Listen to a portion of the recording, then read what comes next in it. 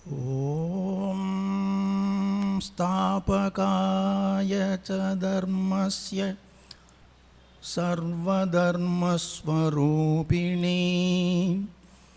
அவதாரவரிஷ்டா ராமகிருஷ்ணாய தே நமக. அன்பின் வடிவாய் திகழ்பவளை, அருளே இயல்பாய் கொண்டவளை, இன்பம் யாவும் தருபவளை, இதயக் கோயில் வாழ்பவளை, துன்பம் நீக்கி காப்பவளை, தூய அன்னை சாரதையை என்றும் போற்றி தொழுதிடுவோம், எல்லா நலமும் எய்திடுவோம். தாயினும் கனிந்த உள்ளம், தளர்விலா தீர வீரம், தீயினை போன்ற தூய்மை, தென்றலை போன்ற தன்மை, மாயையும் அஞ்சும் ஞானம், மன்மதன் போன்ற மேனி, ஆயவை பொருந்தும் அண்ணல் விவேகானந்தன் வாழ்க. பெருமதிப்பிற்குரிய சுவாமிஜி அவர்களுக்கு மற்றும் அனைவருக்கும் வணக்கம்.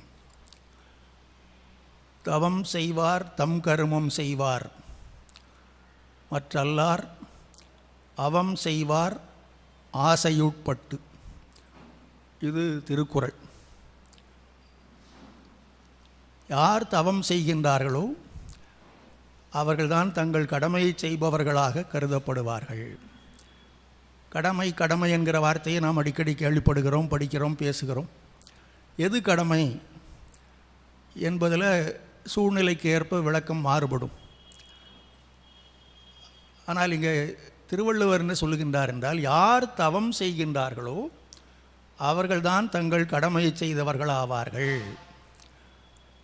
அப்போ தவம் செய்யாமல் வேறு எதையாவது செய்பவர்களெல்லாம் என்ன? எல்லாரும் ஏதாவது ஒரு காரியத்தை பண்ணிக்கொண்டே தான் இருப்பார்கள். பிறப்பிலிருந்து கடைசி வரையிலும் தொடர்ந்து ஏதேனும் ஒரு செயலில் ஒவ்வொருவரும் ஈடுபட்டு கொண்டு தான் இருக்கிறோம். அந்த செயல்களெல்லாம் தவத்திற்கு உட்பட்ட செயல்களாக இல்லை என்றால் அதெல்லாம் அவம். மற்ற அல்லார் அவம் செய்வார் ஆசையுட்பட்டு, பலவேறு விதமான ஆசைகளுக்கு உட்பட்டு அவமான செயல்கள். அவம் என்றால் நல்லதுக்கு மாறுபாடானது. அந்த மாதிரி செயல்களில் ஈடுபடுபவர்கள் ஆவார்கள்.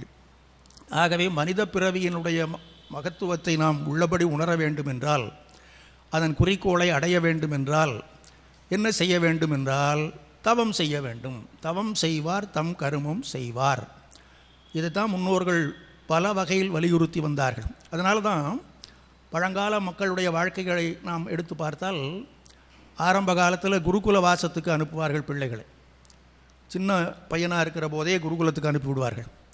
அங்கே 12 ஆண்டு காலம் பயிற்சி பெறுவார்கள். அது ஒரு விதமான தவம்தான். அந்த 12 ஆண்டுகள் குருகுலத்திலே அந்த மாணவர்கள் பெறுகின்ற பயிற்சி என்பது தவத்திற்கான பயிற்சி தான். அதன் பிறகு அவர்கள் திருப்பி அனுப்பப்படுவார்கள். அவர்கள் விருப்பப்படி அவர்கள் குடும்ப வாழ்க்கையில் ஈடுபடலாம், அல்லது வேறு விதமான தவ வாழ்க்கையில் நேரடியாக ஈடுபடலாம். எதில் ஈடுபட்டாலும் இந்த 12 ஆண்டு கால பயிற்சியின் விளைவாக அந்த வாழ்க்கையே ஒரு தவ வாழ்க்கையாக அமைத்து கொள்ளக்கூடிய பக்குவம் அமைந்துவிடும் என்பதுதான் நோக்கம். அதன் பிறகு அந்த குருகுலத்தில் இருக்கக்கூடிய காலம் பிரம்மச்சரியம் என்று அழைக்கப்படுகிறது. அதன் பிறகு கிரகஸ்தத்திற்கு வருவார்கள். அதன் பிறகு வானப்பிரஸ்தத்திற்கு செல்வார்கள். நிறைவாக சந்நியாசம் என்று வைத்திருந்தார்கள்.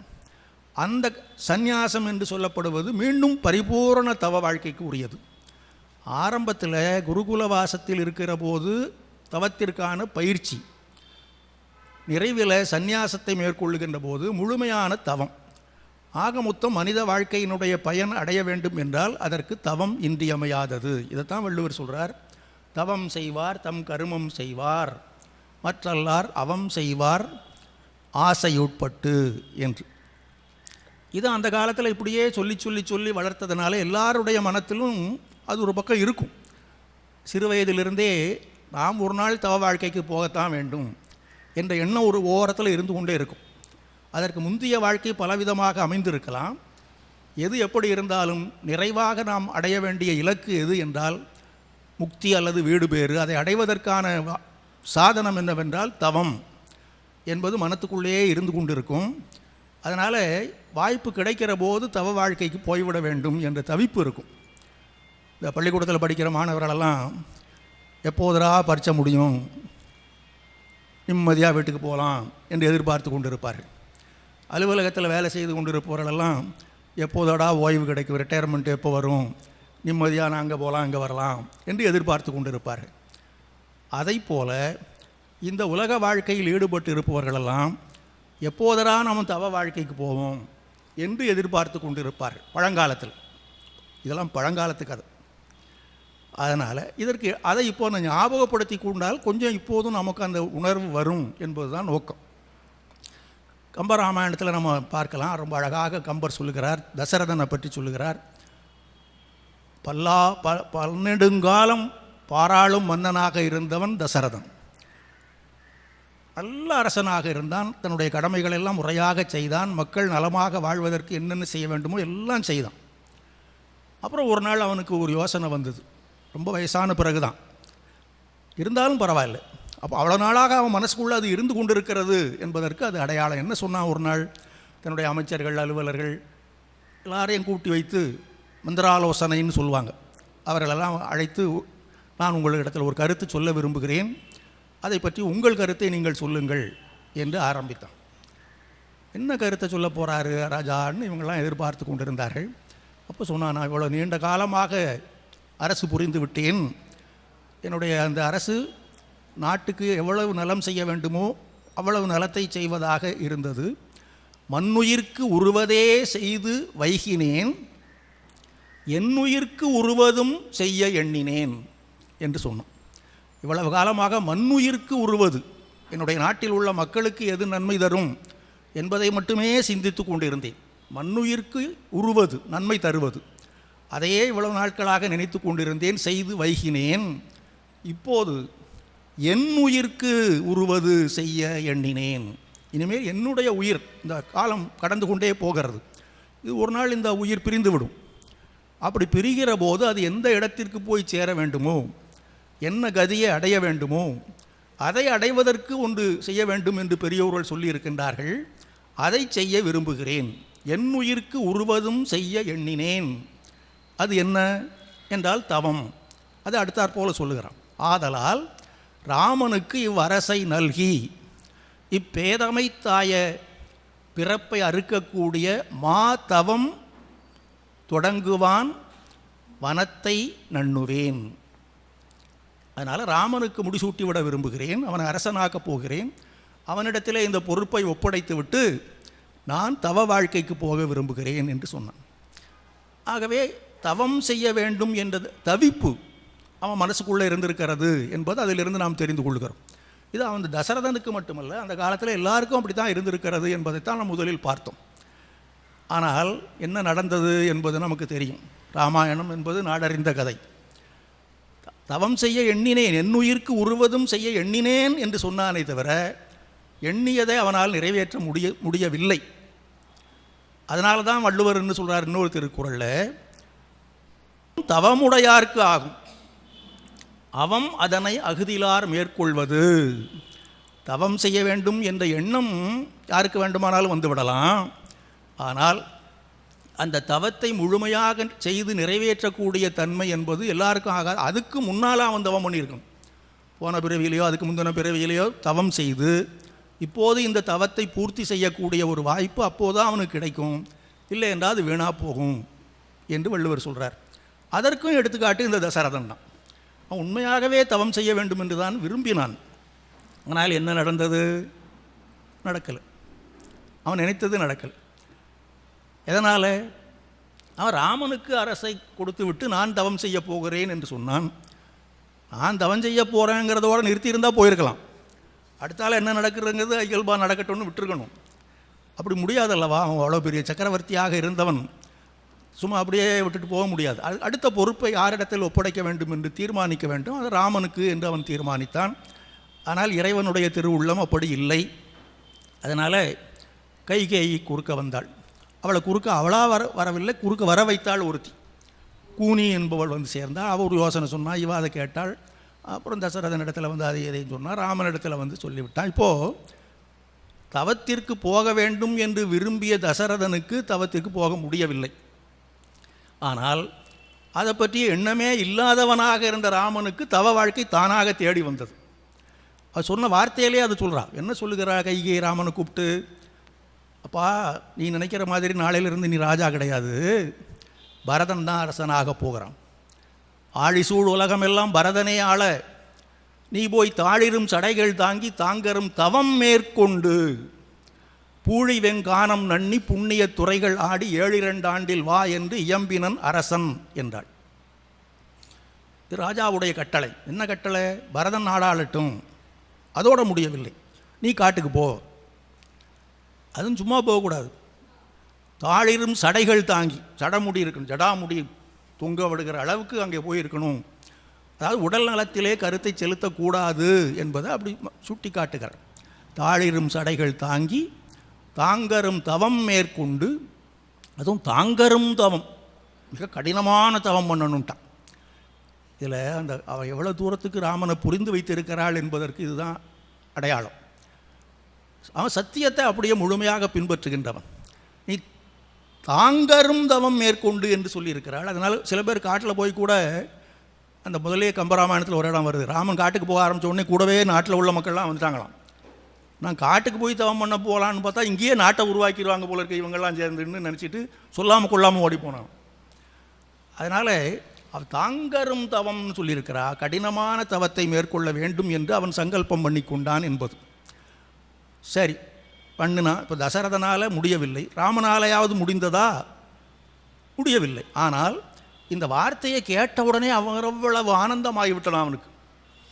நீ தவம் செய்ய போ, அதுதான் முக்கியமாக எடுத்துக்கிட்டான். உனக்கு நாடு கிடையாது, பரதனுக்கு தான் நாடு, அதெல்லாம் அவனுக்கு ஒரு பொருட்டாக தெரியல. நமக்கு தவம் செய்வதற்கான வாய்ப்பு தானாக தேடி வந்து விட்டது. அவ்வளவு ஆனந்தமாகி விட்டதாம். அதுதான் கம்பர் சொல்கிறாரு, இப்பொழுது எம்மனோரால் இயம்புதற்கு எளிதே யாரும் செப்பரும் குணத்திராமன் திருமுக செவ்வி நோக்கின் ஒப்பதே முன்பு பின்பு அவ்வாசகம் உணர கேட்ட அப்பொழுது அலர்ந்த செந்தாமரையினை வென்றதம்மா. ராமனுடைய முகம் எப்போதுமே செந்தாமரை மாதிரி அவ்வளவு அழகாக இருக்குமா. ஆனால் இந்த வார்த்தையை கைகேயி சொன்ன உடனே அதை விட அதிகமாகிட்டு தான் அழகு.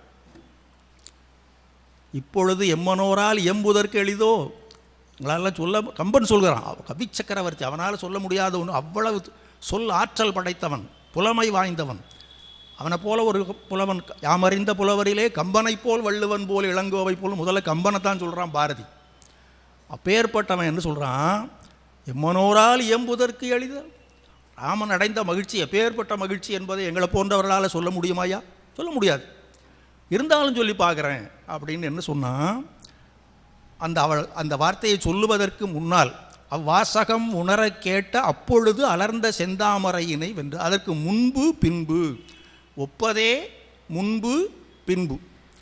அந்த வார்த்தையை கைகேயை சொல்லுவதற்கு முன்பும் சரி, இந்த நிகழ்வு நடந்ததற்கு பின்பும் சரி, ராமனுடைய முகம் எப்படி இருந்ததென்றால் செந்தாமரை மலரை போல இருந்தது. அவ்வாசகம் உணர கேட்ட அப்பொழுது, அந்த நேரத்தில் என்ன ஆச்சுன்னா அதையும் வென்று விட்டது. அவ்வளவு மகிழ்ச்சி ஆகி போச்சான். எதனால் மகிழ்ச்சி? தவம் செய்வதற்கான வாய்ப்பு எனக்கு இப்போதே வந்து விட்டது. எல்லாம் 60 வருஷம் 70 வருஷம் தசரதனை பற்றி சொல்லும்போது அவன் 60,000 வருஷம் ஆட்சி பண்ணான்னு சொல்லுவாங்க. அதெல்லாம் மிகைப்படுத்தி சொல்லுவது, ஒரு 60ன்னு வச்சுக்கலாம். இவனுக்கு இந்த இளம் வயதிலேயே தவம் செய்வதற்கான வாய்ப்பு கிடைத்து விட்டது. அதை நினைத்து அவ்வளவு மகிழ்ச்சி அடைந்தான் ராமன். அதனால் நம்முடைய முன்னோர்கள் எல்லாருமே தவம் செய்வதை ஒரு கடமையாக கருதி வந்தார்கள். தவம் செய்வது தான் கடமை. தவம் செய்வார் தம் கருமம் செய்வார் என்று அதனால தான் வள்ளுவர் சொன்னார். அப்படி எல்லாரும் ஒரு காலத்தில் தவ வாழ்க்கைக்கு செல்ல வேண்டும். அதுக்கு பின்னால் கொஞ்சம் கொஞ்சமாக அதில் ஒரு தொய்வு ஏற்பட்டு அப்புறம் வயசான காலத்தில் அந்த காசி ராமேஸ்வரம்லாம் போயிட்டு வந்தால் போதும், அதையே தவமாக்கிட்டாங்க. காட்டுக்கு போய் தவம் செய்ய முடியாது, காசிக்கு போகிறேன், ராமேஸ்வரம் போகிறேன். அதுக்கப்புறம் அதையும் கொஞ்சம் குறைச்சி உள்ளூர் கோயிலுக்கு போயிட்டு வந்துடலாம். அதுக்கப்புறம் வீட்டில் இருக்கிற பூஜாரியிலேயே சாமி கும்பிட்டுக்கலாம். அதுக்கப்புறம் யாராவது பூஜை பண்ணால் பிரசாதம் தரலாம். இப்படி தவம் என்பது கொஞ்சம் கொஞ்சமாக குறைந்து கொண்டே வந்தது.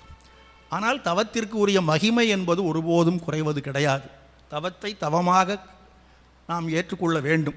அந்த தவத்தை செய்ய முடியாவிட்டாலும் எளிமையாகவாவது ஒரு தவம் செய்ய கற்றுக்கொள்ள வேண்டும். அதனால தான் இந்த விரதங்கள் அதெல்லாம் சொல்கிறாங்க.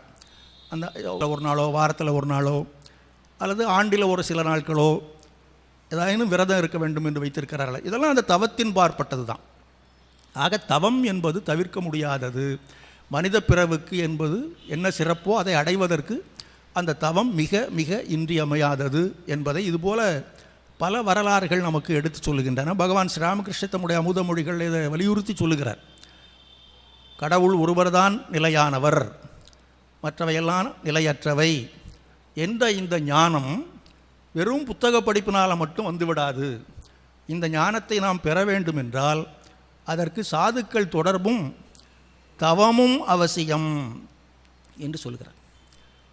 கடவுள் மெய்ப்பொருள், கடவுள் நிலையானவர், அது பிரம்ம சத்தியம், ஜெகன் மித்யா, இதெல்லாம் சொல்லிகிட்டே இருக்கலாம், படிக்கலாம். ஆனால் அது அனுபவத்தில் வர வேண்டும் என்றால் தவம் செய்ய வேண்டும் என்று ஸ்ரீராமகிருஷ்ணர் சொல்லியிருக்கிறார். அப்படி தவம் செய்யாத வரைக்கும் இது சும்மா சொல்லிக்கொண்டே இருக்கலாம். அது எது போல், அதுக்கு ஒரு உதாரணம் சொல்கிறாரு. மிருதங்கம் வாசிக்கும்போது முதல்ல வாயில் சொல்லிக் கொடுப்பாராம் அந்த ஆசிரியர். புதுசாக மிருதங்கம் கற்றுக்கொள்ள வருகிறவர்களுக்கு உட்கார வச்சுக்கிட்டு அந்த ஓசையை முதல்லே சொல்லுவார். தக்கத்திம்மி தக்கத்திம்மி தக்கத்திம்மி தக்கத்திம்மி அப்படி சொல்லுவார். அது வாயில். அதை மாதிரியே சொல்கிறான்னா இவனும் சொல்லிடுவான். அது ஒன்றும் பெரிய விஷயம் கிடையாது. அதை அடிறான்னா அது வேறு மாதிரி வரும். இவன் ஒன்று நினச்சிக்கிட்டு இருப்பான், அங்கே வேறு மாதிரி வரும். அதற்கு பயிற்சி வேண்டும். மிருதங்கத்தை முறையாக வாசிக்க வேண்டும் என்றால் அது வாயினால் சொல்லுவதனால் வந்து விடாது. அதை கையினால் வாசிக்கும்போது முறையான பயிற்சி வேண்டும். அதுபோல் இந்த தவம் என்பதை நாம் முறையாக செய்து பழக வேண்டும். பிரம்ம சத்தியம், ஜெகன் மித்யா என்ற ஞானத்தை வெறும் வாயில் சொல்லிக்கொண்டே இருப்பதனால் அது வந்து விடாது. அதற்கு தவம் செய்ய வேண்டும் என்று சொல்லுகிறார். தவம் இல்லாமல் முடியாது. இப்படி பல சமயங்களில் அவர் சொல்லியிருக்கிறார். கடவுளை காண்பதற்கு என்ன வழி அப்படின்னு ஒரு சமயம் ஒருத்தர் கேட்டார். கடவுளை காண்பதற்கு என்ன வழி, சும்மா கேட்டுக்கிட்டே போயிருந்தால் கிடைக்குமாயா? பாலில் வெண்ணெய் இருக்குது, பாலில் வெண்ணெய் இருக்குதுன்னு சொல்லிக்கிட்டே இருந்தால் வெண்ணெய் உன் கையில் வந்து உட்காருமா? அது பாலை தயிராக்க வேண்டும், தயிரை கடைய வேண்டும், கடைந்து வெண்ணெயை எடுக்க வேண்டும். அதுபோல் அந்த தயிராக வச்சு தனியாக ஒரு இடத்துல வச்சுருக்கணும். கொஞ்சம் நேரத்துக்கு பாலை தயிராக ஆக்கியாச்சுன்னா உடனே கடைஞ்சிட வராது. அதை தனிமையில் வைத்திருப்பது போல நீ கொஞ்ச நாள் தனிமையாக எங்கேனும் ஓர் இடத்தில் போய் இருந்து தவம் செய்ய வேண்டும். அப்போது கடவுளை காண முடியும். கடவுளை காண்பது என்று சும்மா சொல்லி கொண்டிருந்தால் போதாது என்று அவர் சொல்லியிருக்கிறார். அப்போ தவம் செய்ய வேண்டும். இதுதான் அந்த காலத்தில் பெரியவர்களும் சொன்னார்கள். வள்ளுவரிலிருந்து எல்லாரும் சொன்னார்கள். இந்த காலத்தில் ஸ்ரீராமகிருஷ்ணரும் அதை சொல்லியிருக்கிறார். அப்போ தவம் என்றால் என்ன? இது எல்லாருக்கும் நமக்கு உடனே ஞாபகம் வர்றது என்ன? நம்முடைய முனிவர்கள் தவம் செய்தார்கள். முக்கியமாக 2 பேரை சொல்லுவாங்க. தவத்துக்கு எடுத்துக்காட்டுன்னு சொன்னால் பகீரதன் தவம் அப்படின்னு ஒன்று சொல்லுவாங்க. கங்கையை பூமிக்கு கொண்டு வரதுக்காக அவன் தவம் பண்ணினான். கூட ஏதாவது ரொம்ப பெரிய முயற்சி எடுத்து ஒரு காரியத்தை பண்ணால் என்ன சொல்கிறாங்க? பகீரத பிரயத்தனம் பண்ணாயா அப்படின்னு சொல்கிறாங்க. அதை கேட்டவுடனே நமக்கு புரிஞ்சிருது. பகீரதன் யாருன்னு கூட தெரியாமல் இருக்கும் நமக்கு. அந்த பகீரத பிரயத்தனம் என்னன்னு தெரியாமல் இருக்கும். ஆனால் அப்படி சொன்ன உடனே கடினமான முயற்சியே அப்படி சொல்கிறாரு போல இருக்குது என்று தெரிந்து கொள்கிறோம். ஆக அந்த மாதிரி தவம் செய்தவன் பகீரதன். அதற்கு அடுத்தபடியாக அர்ஜுனன் தவநிலை அப்படின்னு சொல்லுவாங்க. மகாபாரதத்தில் பாசுபத அஸ்திரம் பெற வேண்டும் என்பதற்காக அர்ஜுனன் கடினமான தவம் செய்தான். அப்படியே தன் உடம்பே இருக்குன்னே தெரியாத அளவுக்கு போய் தவம் பண்ணி கொண்டிருந்தான். மேலே பாம்பு ஊர்ந்துருக்குமா, வன விலங்குகள் மேலே அப்படியே வந்து உராய்ந்து கொண்டு போகுமா, மழை கொட்டும், வெயில் அடிக்கும், எதுவும் தெரியாமல் அப்படியே தவத்தில் மூழ்கி இருந்தான். அது அர்ஜுனன் தவம். இது போல் இன்னும் நிறைய பேர் முனிவர்கள் தவம் செய்திருக்கிறார்கள் என்று நாம் புராணங்களில் படிக்கிறோம், கதைகளில் படிக்கிறோம். அதெல்லாம் என்ன நமக்கு உணர்த்துகிறது? உடலை வருத்தி கொண்டு இருக்க வேண்டும். இந்த உடலுக்கு தேவையான வசதிகளை நாம் புறக்கணித்து விட வேண்டும். சாப்பிடாமலே இருக்கிறது, தூங்காமலே இருக்கிறது, அப்படியே நிற்கிறது, இப்படி பலவிதமான பயிற்சிகளெல்லாம் தவம் என்ற ஒரு கருத்து உருவாகி இருக்கிறது. ஆனால் அது சரியா தவறா அந்த ஆராய்ச்சிக்கு நாம் வர வேண்டாம். அது சாத்தியமா இல்லையா அதுதானே பார்க்கணும். இதெல்லாம் நல்லது, கேட்குறதுக்கு நல்லா இருக்குது. அர்ஜுனன் அப்படி தவம் பண்ணான், பகீரதன் எப்படி தவம் பண்ணான், நாமும் கொஞ்சம் அப்படி பண்ணலாமான்னா அதெல்லாம் இன்னொரு சமயம் பார்த்துக்கலாம். ஏன்னா நம்மளால் முடியாது என்பது நமக்கு தெரிந்து போய்விட்டு. அன்னை சாரதா தேவி அதனால தான் சொன்னார்கள், தவம் இருக்கிறீர்களே, இது கலியுகம். இதில் சத்திய யுகத்தை போலவும் திரேதாயுகத்தை போலவும் கடினமான தவங்களை செய்வது சாத்தியமே கிடையாது. அதனால தான் பகவான் ஸ்ரீராமகிருஷ்ணர் மிக கடுமையான தவங்களை செய்து அந்த தவங்களின் பலனை நமக்காக விட்டு போய்விட்டார். நாம் செய்ய வேண்டிய தவத்தெல்லாம் சேர்த்து அவர் செய்துட்டார். இல்லைன்னா அவர் எதுக்கு தவம் பண்ணணும்? அவரே அவதார வரிஷ்டர். அவர் ஒன்றும் தவம் பண்ண வேண்டிய அவசியம் கிடையாது, ஆனால் செய்தார். இந்த காலத்துக்கட்டத்தில் சமீப காலத்தில் ஒரு மனிதர் இவ்வளவு தவம் செய்ய முடியுமா என்று ஆச்சரியப்படக்கூடிய அளவிற்கு தவம் செய்தார். யாருக்காக? எதற்காக? நமக்காக. அதுதான் அன்னை சாரதாதேவி சொன்னார். அவ்வளவு தவத்தையும் அவரே செய்துட்டார்ப்பா. செய்துட்டு நமக்காக விட்டுட்டு போயிட்டார். சில பேர் ரொம்ப கஷ்டப்பட்டு உழைத்து சம்பாதித்து அவங்க பிள்ளைகளுக்கு விட்டுட்டு போயிடறாங்களவா, அதுபோல் அதை முறையாக பயன்படுத்த வேண்டும். அதுக்கு நாம் என்ன செய்ய வேண்டும்? அன்னை சாரதா அதையும் சொல்கிறாங்க. அவ்வளவு தவத்தையும் செய்து அதனுடைய பலனை அவர் நமக்காக விட்டு விட்டு போயிருக்கிறார். நாம் செய்ய வேண்டியதெல்லாம் ஒன்றுமில்லை. அவர் அந்த கதவுக்கு அந்த பக்கத்தில் தான் நிற்கிறாரு. கதவை லேசாக திறந்துட்டா போதுங்கிறாங்க. அதெல்லாம் சேர்த்து வச்சுட்டு அந்த அறையினுடைய ஓரத்தில் அவர் நிற்கிறார். கதவை கொஞ்சம் லேசாக சாத்தி வச்சுருக்கிறார். உள்ளே பார்த்தா தவ செல்வம் நிறைந்து கிடக்கிறது. நாம் அந்த மாதிரி நாம் தவமெல்லாம் பண்ண வேண்டாம். அந்த கதவை அப்படி லேசாக அப்படி தள்ளி விட்டால் திறந்துடும். திறந்தால் அவர் இருப்பார். அவருக்கு பக்கத்தில் அந்த தவ செல்வம் இருக்குது. வேணுங்கிறத எடுத்துகிட்டு போப்பான்னு கொடுத்துருவார். அப்போது கதவை நாம் திறக்கணும். பார்த்துட்டு இதுக்குள்ளே என்ன இருக்குன்னு தெரியலேன்னு பல பேர் திரும்பி போயிடாதீங்க என்றால் என்ன பொருள்? கதவை திறப்பது என்பதனுடைய பொருள் என்ன? அவருடைய அருளை வேண்டி பிரார்த்திப்பது. இறைவா, என்னால் தவமெல்லாம் பண்ண முடியாது, அந்த அளவுக்கு எனக்கு உடல் வலிமை கிடையாது. அவரே சொல்லியிருக்கார், குருதேவரே சொல்லியிருக்கிறார், கலியுகத்தில் மனிதனுடைய வாழ்க்கை உணவை அடிப்படையாக கொண்டிருக்கிறது. நாம் பார்த்த அந்த உதாரணங்கள் எல்லாம் அவங்க உணவு, உறக்கம் எல்லாவற்றையும் துறந்து தவம் செய்தார்கள் என்று பார்க்கிறோமே. நம்மளாலாம் முடியாது. காலையில் 8 மணிக்கு சாப்பிட்டாச்சு, ஒரு 10 மணிக்கு 11 மணிக்கு ஒரு டீ குடித்தா பரவாயில்லன்னு தோணுது. குடிக்கலைன்னு வச்சுக்குவோம், டீ குடிக்கலை மனம் பூரா அதில் தான் இருக்கும். அடுத்த வேலைக்கு போகாது. 1 மணி எந்த மணிக்கு போட்டிருக்க நிகழ்ச்சி நேரம்? 1 மணிக்கு பிரசாதம். சரி, 1 மணி. 1 மணிக்கு மேலே ஒரு 5 நிமிஷம் ஓடுது, நிகழ்ச்சி ஓடிக்கிட்டு இருக்கணும். என்னையா 1 மணின்னு போட்டாங்க, இன்னும் ஆகலை 1 மணி. அப்போ உணவை அடிப்படையாக கொண்டு கலியுகம் இப்படி தான் இருக்கும். இதில் போய் அந்த தவத்தை பண்ணு இந்த தவத்தை பண்ணுலாம் ஒன்றும் பண்ண வேண்டாம். எளிமையான பக்தி என்கிற சாதனையை பண்ணுன்னு குருதேவர் சொன்னார்.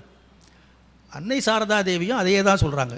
இந்த யுகத்திற்கு எளிமையான தவம் செய்தால் போதும். என்ன தவம்னா குருதேவர் இடத்துல பிரார்த்தனை பண்ணணும், அவ்வளவுதான்.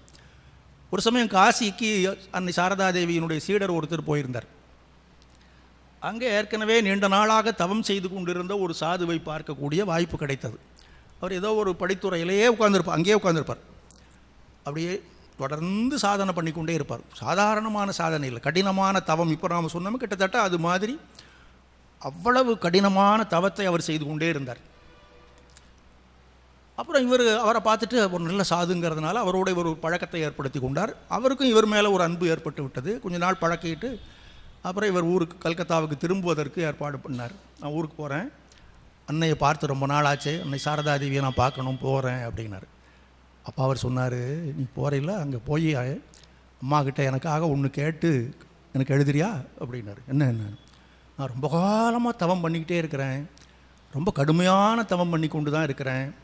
ஆனால் இன்னமும் எனக்கு இறை காட்சி கிடைத்த பாடில்லை, எப்போது கிடைக்கும் என்றும் எனக்கு தெரியவில்லை. அதனால் அம்மாக்கிட்ட கேட்டு எனக்கு பதில் எழுது, எப்போது எனக்கு இறைக்காட்சி கிடைக்கும் என்பதை அன்னையாரிடத்தில் கேட்டு எனக்கு எழுது என்று அந்த சாது சொன்னார்.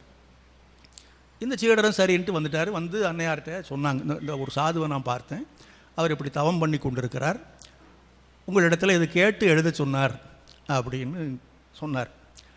சொன்ன உடனே அன்னையார் அப்படியே பார்த்தாங்க. என்ன பாருன்னு நினச்சிக்கிட்டுருக்கிறீங்க, நான் தவம் செய்கிறேன், கடவுள் எனக்கு காட்சி கொடுத்து விட வேண்டும்னா உடனே வந்து காட்சி கொடுத்துருவார்னு நினச்சிக்கிட்டு இருக்கிறீங்களா? இவனை மாதிரி எத்தனை பேர் தவம் பண்ணியிருக்கிறாங்க வரலாற்றில். பல பேர் கீழே நெருப்பை மூட்டி கொண்டு மேலே தலைகீழாக தொங்கி கொண்டு அந்த வெயில் அடிக்கும், அந்த வெயிலையும் இந்த நெருப்பினுடைய வெப்பத்தையும் தாங்கி கொண்டு தலைகீழாக நின்று தவம் செய்திருக்கிறார்கள். இப்படி எத்தனையோ பேர் செய்திருக்கிறார்கள். இதை போல் இன்னும் கடினமான தவங்களை செய்தவர்கள் பல பேர் உண்டு. அவர்கள் எல்லாருமே கடவுளை பார்த்து விட்டார்கள் என்று வரலாறு சொல்லவில்லை. அப்படிப்பட்ட தவம் செய்பவர்களுள் ஒரு சிலர் தான் கடவுள் காட்சி பெற்றிருக்கிறார்கள். அதனால் கடவுள் காட்சி என்பது வெறும் தவத்தினால் மட்டுமே கிடைத்துவிடும் என்று நினைத்துவிட வேண்டாம் என்று அவருக்கு எழுது. அப்போ எப்படி தான் கிடைக்கும்? கிடைக்கவே கிடைக்காதா? கடவுள் காட்சியே கிடைக்காதுன்னு சொன்னால் அப்புறம் ஆன்மீகத்துக்கே அர்த்தம் இல்லாமல் போய்விடுமே. அதனால் அதுக்கப்புறம் ஒன்று சொன்னாங்க, அன்னையார் என்ன சொன்னாங்கன்னா, வெறும் கடினமான தவம் என்பதே கடவுளை காட்டிவிடக்கூடிய தன்மை படைத்தது ஆகாது, அன்பு வேண்டும். உண்மையான அன்பு இருந்தால்தான் கடவுள் காட்சி கிடைக்கும் என்று அவனுக்கு எழுதுன்ட்டாங்க. அந்த மனிதருக்கு இதை எழுது அப்படின்ட்டாங்க. அதில் தவம் என்பது தன்னை வருத்தி கொள்வது, அது நல்லது தான், தப்பு கிடையாது. சில சமயங்களில் அளவுக்கு மீறி தன்னுடைய உடலை சுகபோகத்தில் ஆழ்த்தும் போது இது தவத்திற்கு தகுதியற்றதாக போய்விடும். அதே மாதிரி அளவுக்கு மீறி உடலை வருத்தி கொள்வதும் தகுதியற்ற தன்மையை உண்டாக்கிவிடும். அதனால் திருக்குறள் இன்னொன்று சொல்லியிருக்கார், உற்ற நோய் நோன்றல் உயிர்க்கு உருகன் செய்யாமை அற்றே தவத்திற்கு உரு. அவ்வளவுதான். தவம் என்றால் என்ன? உற்ற நோய் நோன்றல். எதிர்பாராத விதத்தில் எல்லாருக்கும் ஏதாவது ஒரு துன்பம் வரத்தான் செய்யும். வாழ்க்கைன்னா துன்பம் இருக்கத்தான் செய்யும். அப்படி வரக்கூடிய துன்பத்தை தாங்கி பழகுங்கள். அதான் உற்ற நோய் நோன்றல். உயிர்க்கு உருகன் செய்யாமை, மற்ற உயிர்களுக்கு தீங்கு செய்யாதீர்கள். இந்த ரெண்டு இருந்தால் போதும். அற்றே தவத்திற்கு உரு என்று சொல்லியிருக்கிறார். அதை விட்டுட்டு நாம ரொம்ப கஷ்டப்பட்டு உடலை வருத்தி கொள்ள வேண்டிய அவசியம் கிடையாது. அதுவும் இந்த காலத்தில் அது அவசியமே கிடையாது என்று அன்னை சாரதாதேவி சொல்லிவிட்டு அதோடு சேர்த்து என்ன சொன்னார்கள் என்றால், அன்பு தான் உண்மையான தவம். கடவுளினிடத்திலே அன்பு செலுத்த வேண்டும். அந்த கடவுளினிடத்திலே அன்பு செலுத்துகிற போது அந்த கடவுளின் படைப்பாகிய இந்த பிரபஞ்சத்தின் மீதும் அன்பு தானாக வந்துவிடும். பிரபஞ்சத்தில் இருக்கக்கூடிய உயிர்கள் எல்லாவற்றின் மீதும் அன்பு செலுத்தக்கூடிய தன்மை வந்துவிடும். அது போதும். இருந்தால் இறைவன் உனக்கு அருள் புரியும். நீ இறைவனிடத்தில் அன்பு செலுத்து, மக்களிடத்தில் அன்பு செலுத்து, அப்போ இறைவன் உன்னிடத்தில் அன்பு செலுத்துவான்.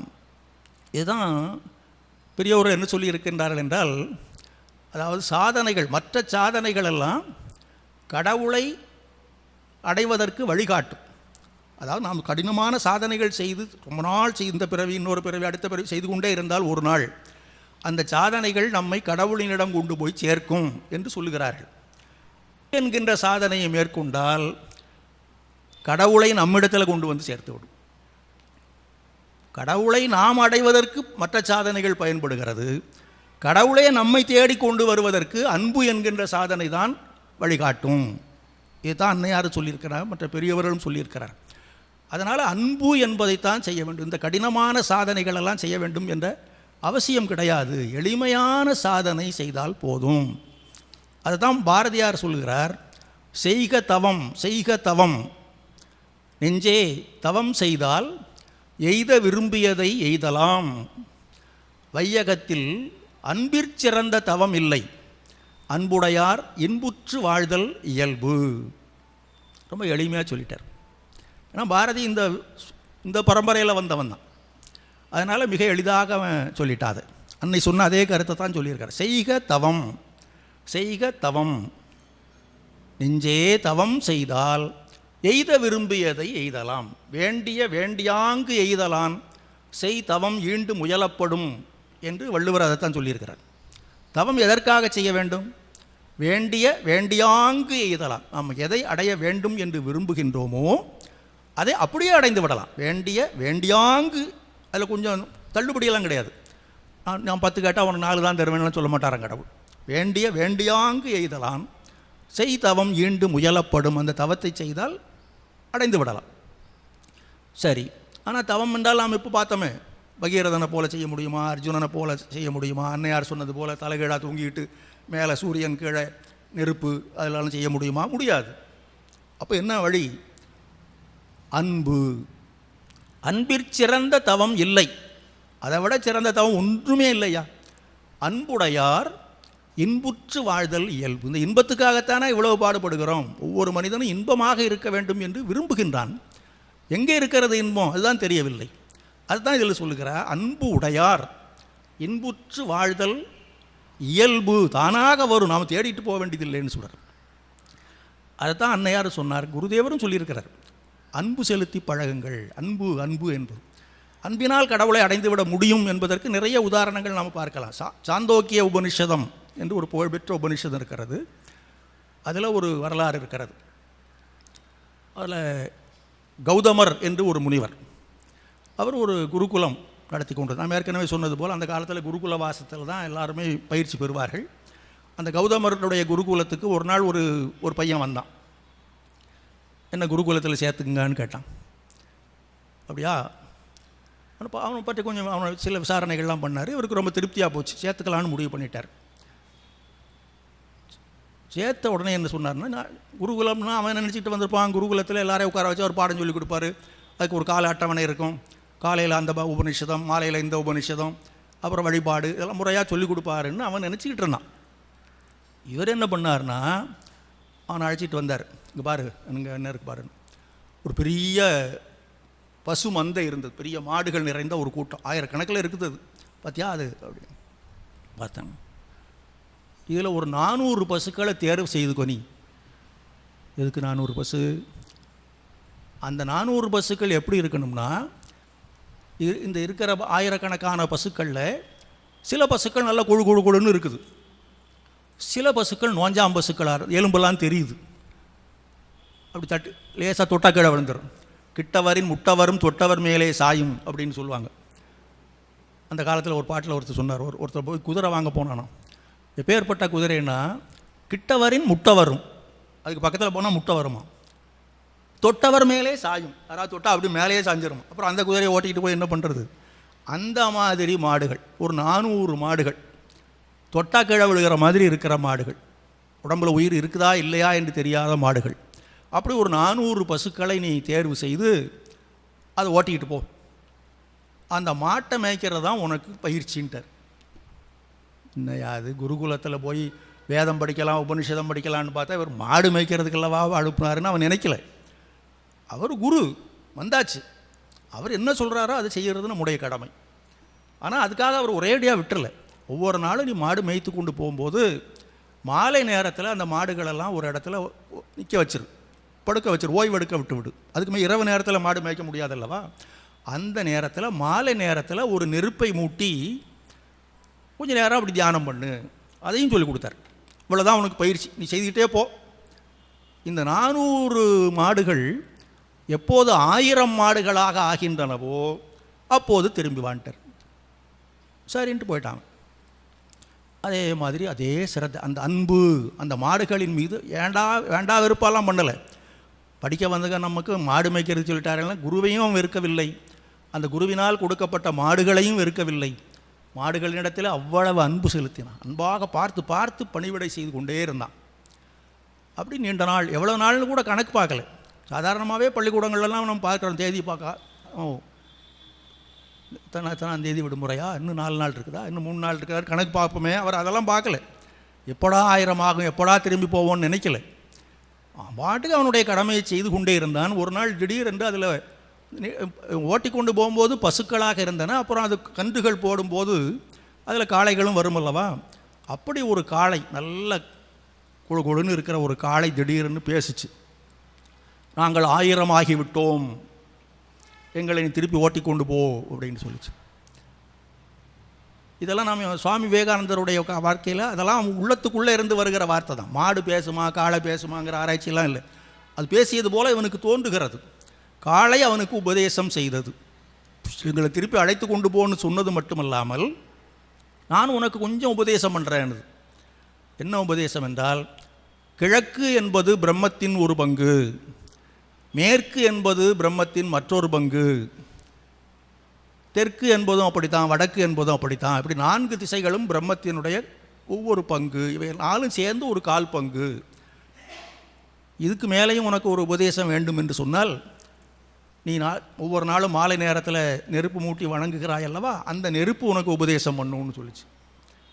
சரி, ரொம்ப மகிழ்ச்சியாக உபதேசத்தை ஏற்றுக்கொண்டு போயிட்டான். அடுத்த நாள் மாலை நேரத்தில் அப்படி நெருப்பை மூட்டி அதுக்கு முன்னால் உட்கார்ந்தான். அந்த அக்னி பேச ஆரம்பிச்சது. அது என்ன சொல்லியது என்று சொன்னால், இந்த பூமி என்பது பிரம்மத்தின் ஒரு பங்கு, ஆகாயம் என்பது பிரம்மத்தின் ஒரு பங்கு, இந்த இரண்டுக்கும் இடைப்பட்ட பகுதியும் பிரம்மத்தின் ஒரு பங்கு, கடல் என்பதும் பிரம்மத்தின் ஒரு பங்கு என்று அது உபதேசம் பண்ணி, சரி நீ போ, தொடர்ந்து மாட்டை ஓட்டிக்கிட்டு குருவின் இடத்துல போ, அடுத்த ஆள் ஒரு உபதேசம் கிடைக்கும்னு. அடுத்த நாள் மாலையில் அதே மாதிரி இருக்கும்போது ஒரு அன்னப்பறவை வந்தது.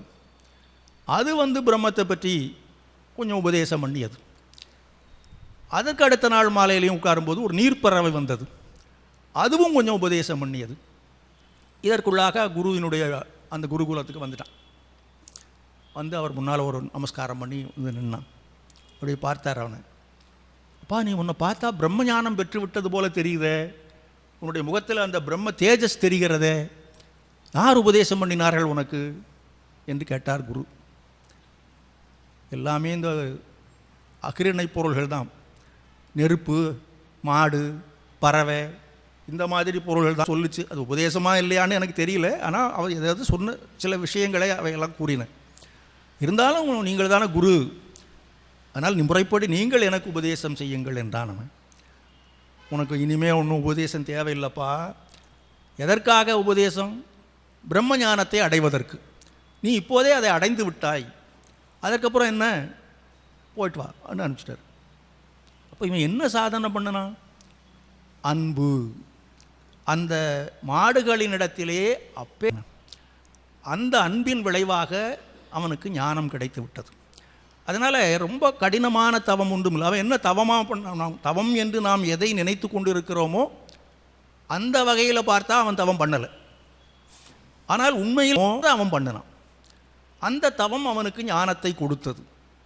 அதைத்தான் பாரதியார் சொல்கிறார், செய்க தவம் செய்க தவம், நெஞ்சே தவம் செய்தால் எய்த விரும்பியதை எய்தலாம், வையகத்தில் அன்பிற்சிறந்த தவம் இல்லை, அன்புடையார் இன்புற்று வாழ்தல் இயல்பு என்று சொன்னதனுடைய பொருள் அதுதான்.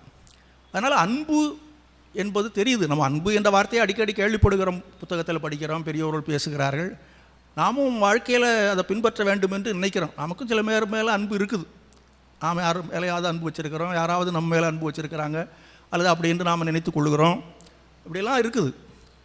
ஆனால் அது உண்மையான அன்பாக இருந்தால் அது ஒருபோதும் மாறாது. அன்பு என்பது எப்போதும் நிலையானது, எந்த சூழ்நிலையிலும் மாறாது. அதுதான் உண்மையான அன்பு. ஆனால் நாம் உலகத்தில் பார்க்கின்ற அன்புகள் அப்படிப்பட்ட அன்பாக இல்லை. அந்த மாதிரி அன்புதான் தவம். அன்பிற்சிறந்த தவம் இல்லை என்று பாரதியார் சொல்கிறார் என்றால் அந்த அன்பு என்பதற்கு பொருள் என்ன என்பதை தெரிந்து கொள்ள வேண்டும். அன்னை சாரதா தேவி அதை மிக அழகாக சொல்லுவார்கள். எதையும் எதிர்பாராத அன்புன்னு சொல்லுவாங்க. ஒரு குழந்தைக்கு அவங்க அறிவுரை சொல்லும்போது, நீ என்னிடத்தில் அன்பு செலுத்துவது உண்மை என்றால் எல்லாரிடத்திலும் அன்பு செலுத்து. எப்படி அன்பு செலுத்த வேண்டும்? எதையும் எதிர்பார்க்காமல் அன்பு செலுத்த வேண்டும். அன்பு என்பதை எதிர்பார்ப்போடு வைத்துக் கொள்ளாதே. எதிர்பார்க்க ஆரம்பித்தாலே அது அன்பு கிடையாது, அது வியாபாரம். கடைக்கு போகிறோம், ஒரு சில பொருள்களை வாங்குகிறோம், அதற்கான விலையை கொடுத்து விடுகிறோம். பண்டமாற்று, நான் இதை கொடுக்குறேன், நீ அதை கொடு. நான் உன்னிடத்தில் அன்பு செலுத்துகிறேன், நீ எனக்கு அதுக்கு பதிலாக இதை செய். இது அன்பு அல்ல. நான் அன்பு செலுத்துகிறேன், அதோடு அது முடிந்து விடுகிறது. நீ அன்பு கூட பதிலுக்கு வேண்டான்னு சொல்லலாம். வேறு எதிர்பார்ப்பு என்பது குறைந்தபட்சம் என்ன எதிர்பார்ப்பார்கள் எல்லாரும்? நான் அவனிடத்தில் அவ்வளவு அன்பு வச்சுருந்தேன், அவன் என்னை அலட்சியப்படுத்திட்டான் அப்படிமா. பதிலுக்கு நீ அதை செய் இதை செய்யன்னு கூட கேட்க மாட்டான். நல்ல வசதியாக இருப்பான், இன்னொருத்தன்ட்ட எதிர்பார்க்க வேண்டிய அவசியம் வராது. அதனால் அன்பு இருக்கும். ஏதோ ஒரு சந்தர்ப்பத்தில் அவன் ஏதாவது படிச்சுக்கிட்டு இருப்பான், இந்த மனிதன் போயிருப்பான், அவன் கவனிக்காமல் அதிலேயே படிச்சுக்கிட்டே இருந்திருப்பான். இவன் கொஞ்சம் நேரம் உட்காந்துட்டு பாரு, நான் போனேன், அவன் பாட்டுக்கு படிச்சுக்கிட்டே இருக்கிறான் பாரு. அவ்வளவுதான் நாம் வச்சிருக்கிற அன்புக்கு மரியாதை, அவ்வளோதான் அப்படியுமா. அப்போ நான் அன்பு செலுத்தினால் அவனும் அன்பு செலுத்த வேண்டும். இது தப்புன்னு சொல்ல முடியாது, இது மனித இயல்பு தான். ஆனால் இந்த தவம் என்று சொல்லக்கூடிய அன்பு எப்படிப்பட்டதாக இருக்கும் என்றால் அந்த அன்பை கூட எதிர்பார்க்காத அன்பாக இருக்கும். இதுதான் ஸ்ரீராமகிருஷ்ணரும் அன்னை சுவாமி விவேகானந்தரும் வாழ்ந்து காட்டினார்கள். அன்னை சாரதா தேவியும் அப்படி தான். ஸ்ரீராமகிருஷ்ணருடைய வாழ்க்கையில் இது நிறைய நிகழ்ச்சிகள் நாம் பார்க்கலாம். அவர் நரேந்திரனிடத்தில் எவ்வளவு பேரன்பு வைத்திருந்தார் என்பது நமக்கு தெரியும். சில நாட்கள் தொடர்ந்து பார்க்க முடியவில்லை என்றால் தவித்து போய்விடுவார். எங்கடா அந்த நரேந்திரன் ரொம்ப நாளாக காணும். ரொம்ப நாள்னா எத்தனை, ஒரு 4 நாள் தான் இருக்கும். 4 நாள் வரலைன்னா அவருக்கு ரொம்ப நாள் வராத மாதிரி தெரியும். அப்படி தவிப்பார். அதுக்கு மேலேயும் ஒரு 4 நாள் வரலைன்னா இவர் தேடிக்கிட்டே போயிடுவார். அவ்வளவு அன்பு வைத்திருந்தவர். ஒரு நாள் 2 பேருக்கும் ஒரு வாக்குவாதம். நமக்கு தெரியும், நம்ம அடிக்கடி படித்திருக்கிறோம், கேட்டிருக்கிறோம். ஏனென்றால் ஸ்ரீராமகிருஷ்ணரை பொறுத்தவரையிலையும் எல்லாமே அன்னையின் திருவுளப்படி தான் நடைபெறுகின்றன என்பதில் அசைக்க முடியாத நம்பிக்கை கொண்டவர். அவர் ஏதேனும் செய்வதாக இருந்தால் தேவியின் இடத்துல போய் கேட்டுட்டு தான் பண்ணுவார். அம்மா இவர் வந்திருக்காரு, இப்படி சொல்கிறாரு, நான் என்ன செய்யட்டும் அப்படின்னு கேட்பார். அவள் அதுக்கு பதில் சொல்லுவாள். அதன்படி அவர் செயல்படுவார். இதுதான் அவருடைய வாழ்க்கை முழுவதுமே. ஆனால் நரேந்திரரை பொறுத்தவரையிலையும் உருவ வழிபாட்டை ஒப்புக்கொள்ளாதவராக இருந்தார் நீண்ட காலம் வரைக்கும். அதனால் அவருக்கு இந்த அம்பிகை இப்போ சொன்னால் இவர் போய் கேட்டார், இதெல்லாம் அவருக்கு ஒப்புக்கொள்ளவே முடியல. எதிர்வாதம் பண்ணிக்கிட்டே இருப்பார். என்னையா எப்போ எதை கேட்டாலாம், தேவி சொன்னா, அம்பிகை சொன்னா, அம்பிகை எங்கேயாவது பேசுவாள் ஐயா அப்படின்னு எதிர்வாதம் பண்ணிக்கிட்டே இருப்பார். இந்த வாதம் ஒரு நாள் முற்றி போய்விட்டது. அந்த நிலையில் குருதேவர் வேகமாக சொன்னார், நீ தான் என்னுடைய அம்பிகையை ஏற்றுக்கொள்ளுவேன் மறுக்கிறாய் அல்லவா, அப்படி இருக்கிறப்போ எதுக்கு நீங்கள் வர அப்படின்னாரு. நீ என்னை ஏற்றுக்கொண்டால் அம்பிகை ஏற்றுக்கொள்ள வேண்டும்னு அர்த்தம். அம்பிகையை ஏற்றுக்கொள்ளவில்லை என்றால் என்னையும் நீ புறக்கணித்து விடு. அம்பிகையை ஏற்றுக்கொள்ளாத நீ எதற்காக இங்கே வருகின்றாய் அப்படின்னு கேட்டார். இது மாதிரிலாம் அவர் லேசில் கேட்க மாட்டார். ஏன்னா அன்பே வடிவானவர் தான். இருந்தாலும் சில சமயங்களில் அந்த சீடர்களை பண்படுத்துவதற்காக இந்த மாதிரி வைத்தியம்லாம் பண்ணுகிறது உண்டு. அப்படி ஒரு கேள்வி போட்டார். அம்பிகையை ஏற்றுக்கொள்ளாத நீ ஏன் இங்கு வருகின்றாயினர்? இனிமேல் நான் வரலையா அப்படின்னு போயிடுவாங்க. அதுவும் நரேந்திரரை பொறுத்தவரை கேட்கவே வேண்டியதில்லை. ரொம்ப தன்முனைப்பு உள்ளார்கள். அம்பிகையை ஏற்றுக்கொண்டாதான் இங்கே வரணுமா? ஆபரணை ஏற்றுக்கொள்ளவும் வேண்டாம், இங்கே வரவும் வேண்டாம், குட் பை அப்படின்ட்டு போய் இருக்கணும். ஆனால் நடந்தது வேறு. என்ன சொன்னார்? என்னையா பேசுகிறீங்க? அம்பிகையை நான் ஏற்றுக்கொள்ளுகிறதுக்கும் இங்கே வருகிறதுக்கும் என்ன சம்பந்தம் இருக்குது? அம்பிகையை ஏற்றுக்கொள்ளவில்லை என்றால் நான் இங்கே வரக்கூடாதா? நான் இங்கே வருகிறது அதற்காக கிடையாது. உங்களிடத்தில் நான் அன்பு வைத்திருக்கிறேன், அந்த அன்புக்காக நான் இங்கே வருவேன்ட்டார். இவர் என்ன சொல்ல முடியும்? ஒன்றும் பேச முடியாது. ஆனால் அவர் இதைத்தான் எதிர்பார்த்தார். இந்த பதில் அவர் வருங்கிறது அவருக்கு தெரியும், வர வேண்டும் என்பதும் அவர் எதிர்பார்த்தார். அது வந்துட்டுது. அதுதான் அன்பு. நான் சொல்கிறது நீ ஏற்றுக்கொள்ளவில்லை என்றால் இங்கு வராதேன்னா, நீங்கள் சொல்லுவதை நான் ஏற்றுக்கொள்ள மாட்டேன், ஆனால் வருவேன். ஏனென்றால் உங்களிடத்தில் நான் அன்பு வைத்திருக்கிறேன் அப்படின்னார். இதை விடவும் ஒரு கடினமான பரீட்சை வைத்தார். ஒரு சில நாட்கள் தொடர்ந்து இவர் திரும்பி கூட பார்க்காம விட்டார். இவரை பார்க்காம சில நாட்கள் கூட இருக்க முடியாது என்று சொன்னோம். ஒரு சமயம் இவர் வந்துக்கிட்டே இருந்தார். அங்கே 10 பேர் உட்காந்து பேசிக்கிட்டு இருப்பாங்க. 10 பேர் இடத்துல குருதேவர் பேசிக்கிட்டு இருப்பார், அவங்களுக்கு பேசிக்கிட்டு இருப்பாங்க. இவர் நரேந்திரன் வந்த உடனே அந்த பக்கமே பார்க்க மாட்டார், இந்த பக்கமாகவே பேசிக்கிட்டு இருப்பார்.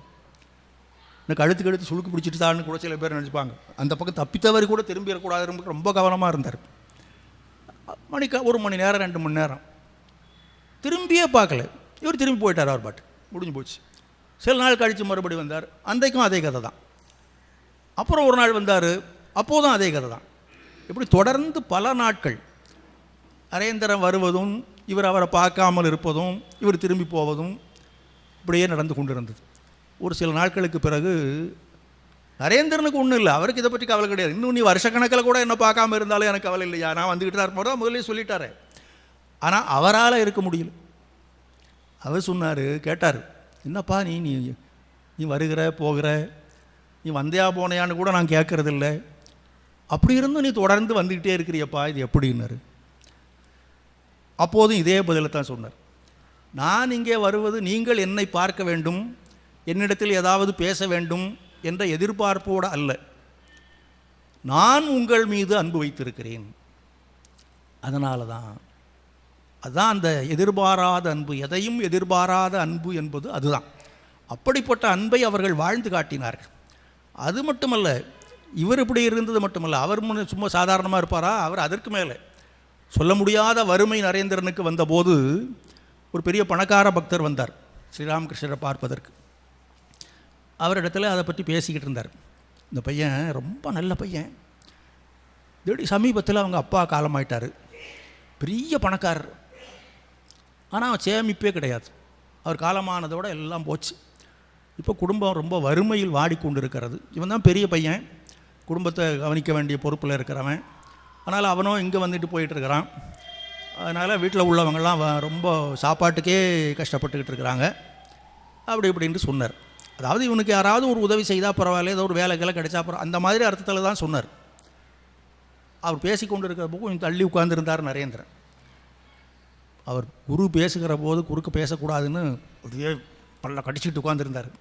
பேசி முட்டிங்க அப்புறம் வந்து பேசிக்கிறவங்கள அப்படின்னு மனசுக்குள்ளே நினச்சிக்கிட்டு, அதே மாதிரி அவர் பேசிட்டு போன உடனே வந்தார், வேகமாக வந்தார். என்ன நினச்சிக்கிட்டு இருக்கிறீங்க நீங்கள்? நானும் என்னுடைய குடும்பமும் வறுமையில் வாடிக்கொண்டு இருந்தால் அதை நீங்கள் ஊர் பூரா பிரச்சாரம் பண்ணுவீங்களா?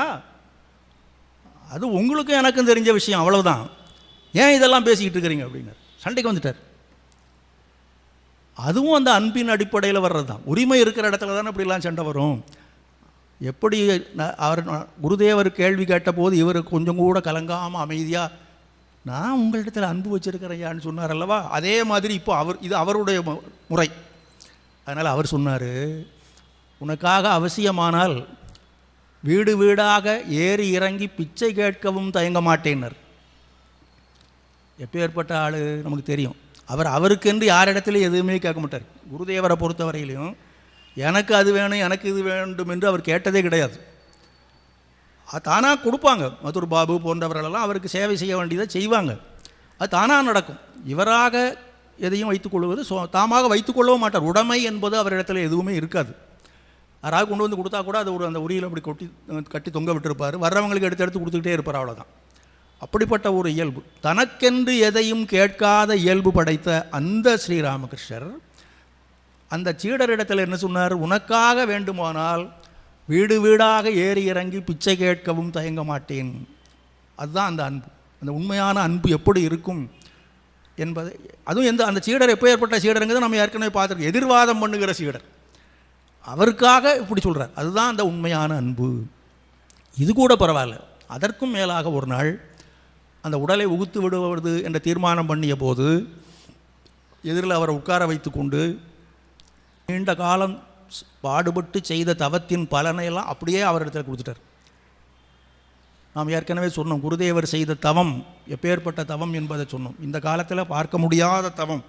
அவ்வளவு தவத்தையும் ஒரு சில நிமிடங்களில் அப்படியே இவருக்கு மாற்றி விட்டுவிட்டார். அப்போ எவ்வளவு அன்பு இருந்தால் முடியும்? தவம் செய்வது என்பது சாதாரணமல்ல. அந்த தவத்தின் பலனையெல்லாம் தாமே அனுபவிக்க வேண்டும் என்று விரும்புவது தான் மனித இயற்கை. ஆனால் இவரோ என்னுடைய தவத்தை பூரா கொடுத்து விட்டேன் அப்படின்ட்டார். அப்போது எவ்வளவு அன்பு வைத்திருந்தால் கொடுத்துருப்பார்? அதை விட இன்னொன்று, அந்த நரேந்திரன் மேலே அவர் வைத்திருந்த அந்த அன்பு மட்டுமல்ல, அகில உலகத்தின் மீதும் அவர் வைத்திருந்த அன்புக்கும் அங்கே ஒரு எடுத்துக்காட்டை அவர் காட்டினார். என்ன சொன்னார்னா, இந்த தவத்தின் சக்தியை வைத்துக்கொண்டு உலக நலனுக்காக நீ பாடுபடுவாயினர். இது நான் உனக்காக மட்டும் கொடுத்துடலப்பா, உலக நலனுக்கு நீ எதிர்காலத்தில் பல பணிகளை செய்ய வேண்டியதாக இருக்கும். அந்த பணிகளின் போது உனக்கு உறுதுணையாக இருப்பதற்காக இந்த தவத்தை நான் உனக்கு கொடுக்கிறேன். அப்போ அன்பு என்பது என்ன? அகிலம் தழுவிய அன்பு. உலக நலனுக்காக அந்த தவத்தை தம் சீடரிடத்தில் ஒப்படைத்தார் குருதேவர். இதுதான் உண்மையான அன்புக்கு அடையாளம். இந்த மாதிரி அன்னை சாரதா தேவியை பொறுத்தவரை கேட்கவே வேண்டாம். அவர்கள் அன்பின் அவதாரம். ஸ்ரீராமகிருஷ்ணரும் அப்படி இருந்தார், சுவாமிஜியும் அப்படி இருந்தார் என்று சொல்லுவார். அவர் ஒரு இடத்துல சொல்லியிருக்கிறார், பழைய ஒரு தைத்திரிய உபநிஷத வாசகத்தை சொல்லிவிட்டு அதோட ஒரு பின் இணைப்பு போட்டார். தைத்திரிய உபநிஷதத்தில் ஒரு வாசகம் நம்ம அடிக்கடி கேள்விப்படுகிறது தான், ஆனால் அது தைத்திரிய உபநிஷதம்னு பல பேருக்கு தெரியாது. என்ன சொல்லியிருக்குதுன்னா, மாத்ரு தேவோ பவ, பித்ரு தேவோ பவ, ஆச்சாரிய தேவோ பவ, அதிதி தேவோ பவ அப்படின்னு வருது. இவர்களெல்லாம் தெய்வமாக கருதணும் அப்படின்னு சொல்லியிருக்குது. அன்னையை தெய்வமாக கருத வேண்டும், தந்தையை தெய்வமாக கருத வேண்டும், குருவை தெய்வமாக கருத வேண்டும், வீட்டிற்கு வருகின்ற விருந்தினரை தெய்வமாக கருத வேண்டும். அப்போ இதெல்லாமே அன்பின் வெளிப்பாடு தான். எல்லாரிடத்திலும் அன்பு காட்ட வேண்டும் என்பது. சுவாமிஜி அதனோடு இன்னும் ஒன்று சேர்த்தார். இவர்களோடு மட்டும் நின்றுவிடக்கூடாது, அதற்கு மேலும் நான் சொல்லுகிறேன், ஏழைகளை தெய்வமாக கருதுங்கள், பாமரர்களை தெய்வமாக கருதுங்கள், துன்பத்தில் துவண்டு கொண்டிருப்போரை தெய்வமாக கருதுங்கள் என்று நான் சொல்லுகிறேன்னு சொன்னார். அப்போது உலகத்தில் இருக்கிற யார் யாரெல்லாம் துன்பத்தில் இருக்கிறார்களோ, யார் யாரெல்லாம் ஏழைகளாக இருக்கின்றார்களோ, யார் யாரெல்லாம் அறியாமையில் மூழ்கி கிடக்கின்றார்களோ, அவர்களெல்லாம் தெய்வங்களாக கருதி அன்பு காட்டுங்கள்னு சொன்னார். அப்போ இவர்கள்தான் தெய்வம் என்றால் அவர்களிடத்தில் காட்டுகின்ற அன்புதான் தவம். அதுதான் சுவாமிஜியும் சொன்னார். அந்த அன்பு என்பதற்கு நிகர் ஒன்றுமே கிடையாது. அவ்வளவு அன்பு, அன்பு அன்பு அன்பு என்பது ஒன்று தான் இந்த காலத்திற்கு உரிய தவம் என்பதைத்தான் குருதேவரும் அன்னையும் சுவாமிஜியும் மீண்டும் மீண்டும் வலியுறுத்தினார்கள். இப்போ இவர் சொன்னது போல் ஏழைகளையும் மற்ற துன்புறுவோரையும் தெய்வமாக கருத வேண்டும் என்பதை பல பெரியோர்கள் வலியுறுத்தி இருக்கிறார்கள். அது குறிப்பாக டால்ஸ்டாய் என்று ஒரு புகழ்பெற்ற ரஷ்ய எழுத்தாளர். அவர் நம்முடைய நாட்டினுடைய ஆன்மீகத்தில் ஈடுபாடு கொண்டவர். அதனால் அந்த அடிப்படையை கொண்டு அவர் பல கதைகள் எழுதியிருக்கிறார். அதில் ஒரு கதையில் சொல்லுகிறார், ஒரு 2 பேர் ஒரு கிராமத்தில் இருந்தார்கள். எபிம் என்று ஒருத்தர், எலிசா என்று ஒருத்தர். 2 பேருக்கும் ஒரு 60-70 வயசு ஆகிவிட்டது. அதனால் ஒரு புனித யாத்திரை போகலான்னு 2 பேரும் தீர்மானம் பண்ணாங்க. ஜெருசலேம் போயிட்டு வரலாம் அப்படின்னு. அது குறிப்பாக அந்த எலிசாவுக்கு ரொம்ப ஆர்வம் அதில் அதிகம். அந்த எபிம் என்பவருக்கும் போயிட்டு வரணுங்கிற எண்ணம் இருக்குது. இருந்தாலும் கூட அந்த கடமை முடியட்டும், இந்த கடமை முடியட்டும், இந்த வீடு ஒன்று ஆரம்பிச்சிருக்கிறேன், கட்டி முடிச்சதும் போயிடலாமா. அப்புறம் வீடு கட்டி முடிச்சாச்சப்பா போயிட்டு வரலாமான்னு. வீடு கட்டியாச்சு, அது இன்னும் கொஞ்சம் வேலை பாக்கி இருக்குது, அதையும் முடிச்சுட்டு போயிடலாமா. அப்புறம் கொஞ்ச நாள் கழித்து வேலையெல்லாம் முடிஞ்சுதா, வேலை முடிஞ்சுது, எங்கள் பையன் வெளியூர் போயிருக்கிறான், வந்ததும் போயிடலாம். இப்படியே அவங்க சாக்கு போக்கு சொல்லி கொண்டே இருந்தார் அந்த மனிதர். ஒரு நாள் இவர் விட்டா அப்படியா பிடிச்சி இப்படிலாம் பண்ணிக்கிட்டு வந்தால் ஒரு நாள் நீ போகிறது கிடையாது, வா கிளம்பி போகலாம் அப்படின்னு வற்புறுத்தி கூட்டிகிட்டு போயிட்டார். அவர் கொஞ்சம் வசதியான மனிதர், நிறைய பணம் கையில் எடுத்து கொண்டு போனார். இந்த எலிசா கொஞ்சம் அவ்வளோ வசதி கிடையாது, இருந்தாலும் கொஞ்சம் கஷ்டப்பட்டு அவர் ஏதோ தேன் கூடு விற்கிற வியாபாரம் பண்ணிக்கிட்டு இருந்தார். அதிலேருந்து கொஞ்சம் வந்த வருமானம், கொஞ்சம் பணத்தை எடுத்துக்கிட்டு 2 பேரும் கிளம்புனாங்க. நடந்தே போனாங்க. பல இடங்களில் தங்கி அங்கே ஏதாவது கிடைக்கிறத சாப்பிட்டுட்டு இப்படியே போய் கொண்டு இருந்தால் கொஞ்சம் அந்த காசு செலவு பண்ணிக்கிட்டு போனாங்க. ஒரு குறிப்பிட்ட இடத்துல ஒரு கிராமத்தில் இந்த எலிசாவுக்கு ரொம்ப களைப்பாகி போச்சு. ஒரு நாள் இங்கே தங்கிட்டு போகலாமே, ரொம்ப தாகமாக வேறு இருக்குது, அங்கே பாரு ஒரு வீடு இருக்குது, அந்த வீட்டில் போய் கொஞ்சம் தண்ணி வாங்கி குடிச்சிட்டு அங்கேயே படுத்துக்கலாம், காலையில் போகலான்னா. நீ வேணா படுத்துட்டு வா, நான் போயிட்டே இருக்கிறேன், நீ காலையில் எழுந்துச்சு வான்ட்டு போயிட்டார். அவர் சரின்னு விட்டார். இவர் நடந்து போக ஆரம்பிச்சிட்டாரு. அவர் அந்த வீட்டுக்கு போய் பார்த்தாரு, கூப்பிட்டு பார்த்தாரு, ஒருத்தரையும் காணும். அப்புறம் உள்ளே போய் பார்த்தா அந்த குடும்பத்தினுடைய தலைவன் போல இருக்கக்கூடிய ஒரு மனிதன் அவன் அப்படியே படுத்து கிடக்கிறான். உடம்பே சரியில்லைன்னு தெரியுது பார்த்தாலே. இன்னொரு பக்கம் அவங்க அம்மா, ஒரு பாட்டி, அந்த அம்மாவுக்கு உடம்பெல்லாம் ஒன்றும் கோளாறு இல்லை, ஆனால் உடம்புல சத்தே இல்லை, அவள் ஒரு பக்கம் படுத்து கிடக்கிறான். அப்புறம் 2 குழந்தைங்க. அந்த குழந்தைங்க சாப்பிட்டு எத்தனை நாள் ஆச்சுன்னு ஆண்டுட்டு இருக்குது, அழுதுகிட்டே இருக்குது. அப்படியே பார்த்தாரு, என்னடா இது, இப்படி கூடவா உலகத்தில் இருப்பாங்கன்னு ஆச்சரியமாக இருந்தது. ஒரு மனிதர் வந்த உடனே அவங்களுக்கெல்லாம் நம்ம தேடிக்கிட்டு கூட ஒருத்தர் வந்துட்டாரான்னு ஆச்சரியம். அப்புறம் இவர் போய் கொஞ்சம் தண்ணி கொடுங்களேன் அப்படின்னு கேட்டார். அந்த பாட்டியம்மா ஒருத்தி தான் பதில் சொல்கிறக்கூடிய நிலைமையில் இருந்தால், தண்ணி இருந்தால் அங்கே இருக்குது, என்னால் எழுந்திரிச்செல்லாம் வந்து கொடுக்க முடியாது, எனக்கு உடம்புல சத்து இல்லை, நீயே எடுத்து குடிச்சிக்கோ அப்படின்ட்டாங்க. அந்த மனம் வந்தது அல்லவா. உடனே இவர் தண்ணி எடுத்து குடித்தார். அப்புறம் குடிச்சிட்டு போது பார்த்தா அந்த குழந்தை அழுது. இவர் என்ன சாப்பிட்றதுக்காக கொஞ்சம் ரொட்டி வாங்கி வச்சுருந்தார்.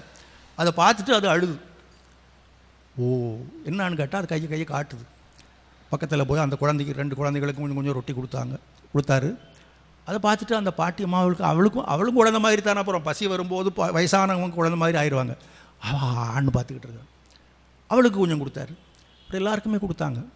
இப்படியாக கொஞ்சம் ஒரு நாள் அன்றைக்கி அங்கேயே தங்கிட்டார்.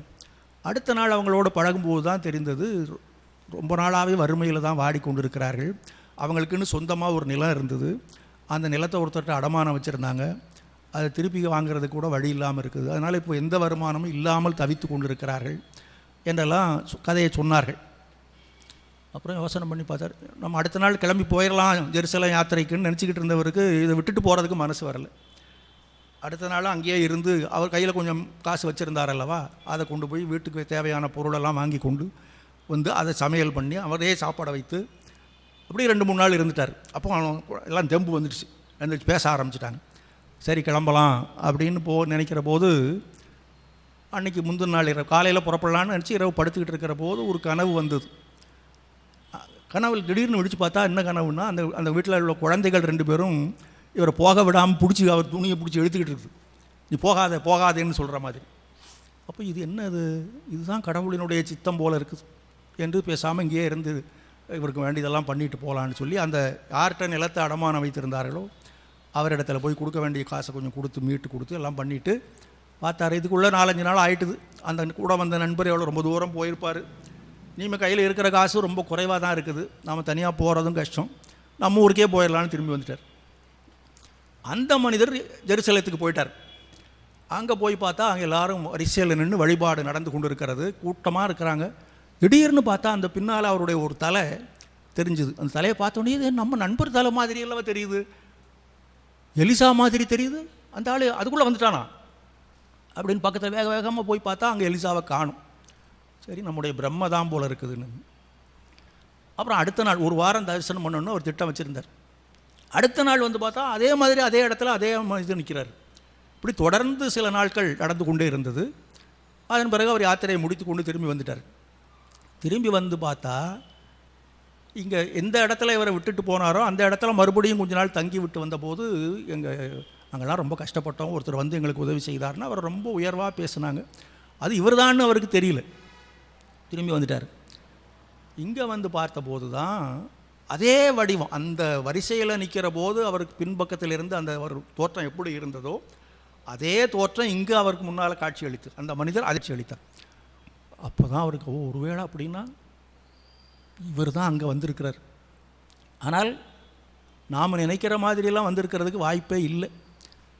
அந்த கதையெல்லாம் அந்த குடும்பத்தில் உள்ளவர்கள் சொன்னார்கள் அல்லவா, ஏழைகளுக்கு உதவி செய்வது, துன்புறுவோரை தெய்வமாக கருதுங்கள், ஏழைகளை தெய்வமாக கருதுங்கள் என்று சுவாமிஜி சொன்னாரே, அதை இவர் செய்திருக்கிறார்.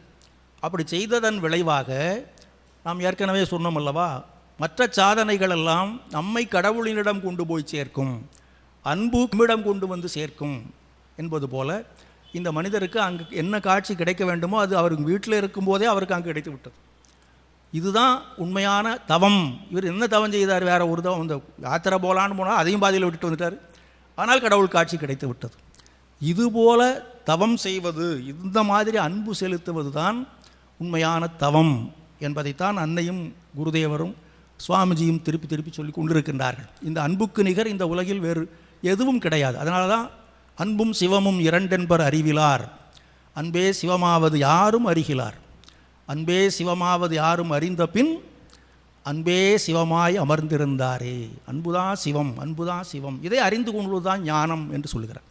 அப்போ அந்த அன்பை வெளிப்படுத்துவதற்கு ரொம்ப கஷ்டப்பட வேண்டிய அவசியம் இல்லை, கடினமான தவம் செய்ய வேண்டிய அவசியம் இல்லை, எளிமையாக அன்பு செலுத்தினால் போதும். அது இன்னொரு பாட்டில் திருமூலர் சொல்கிறாரு, யாவர்க்கும் ஆம் இறைவர்க்கு ஒரு பச்சிலை. இறைவனிடத்தில் நாம் அன்போடு ஒரு பச்சிலையை தூக்கி போட்டால் போதும், பிரம்மாண்டமான வழிபாடெல்லாம் ஒன்றும் செய்ய வேண்டாம்யா, ஒரு பச்சிலையை போட்டு ஒரு கும்பிடு போடு, உள்ளத்தில் அன்பு இருக்கணும், அவ்வளவுதான். யாவர்க்கும் ஆம், இது எல்லாருக்கும் முடியும். அதே மாதிரி யாவர்க்கும் ஆம் பசுவுக்கு ஒரு வாயுரை, உயிரினங்களுக்கு முடிந்த உதவி செய், அதுக்கு சாப்பாடு இறை போடு.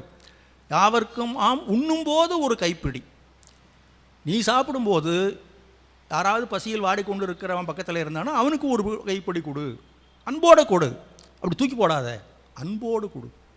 அதே மாதிரி யாவர்க்கும் ஆம் பிறர்க்கு இன்னுரைதானே, இது ஒன்றுமே செய்ய முடியாவிட்டால் கூட 4 வார்த்தை நல்ல வார்த்தையாக அன்போடு பேசு, பிறர்க்கு இன்னுரை, இது முடியாதாயா, அதுவே போதும். நிறைய பேருக்கு இன்றைக்கி அதுக்கு தான் ஆள் இல்லை. ரொம்ப கஷ்டப்பட்டுக்கிட்டு சில பேர் இருப்பான், யார்ட்டையாவது போய் புலம்பலான்னு வருவான், ரொம்ப நமக்கு வேண்டிய ரொம்ப நண்பன் அப்படின்னு நினச்சிட்டு வருவான். யோ ஏன் பிரச்சனையே தலைக்கு மேலே ஓடிக்கிட்டு இருக்குது, நீ வேற வந்து போயா.